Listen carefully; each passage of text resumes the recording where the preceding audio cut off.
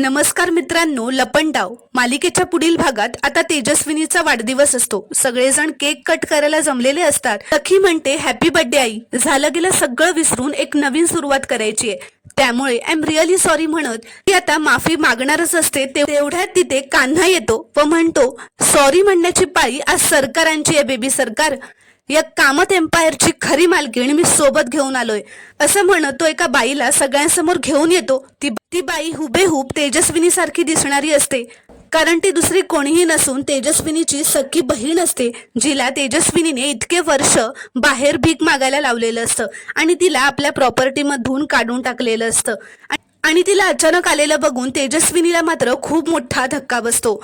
कारण कान्हाने त्या बाईला शोधून काढलेलं असतं आणि तेजस्विनी समोर आणलेलं असतं. तर प्रेक्षकांनो, आता कान्हा तेजस्विनीचा पर्दाफाश करणार असतो. ते आपल्याला पुढील भागांमध्ये पाहायला मिळणार आहे. ते पाहण्यासाठी चॅनलला प्लीज सबस्क्राईब करा आणि व्हिडिओला एक लाईक नक्की करा.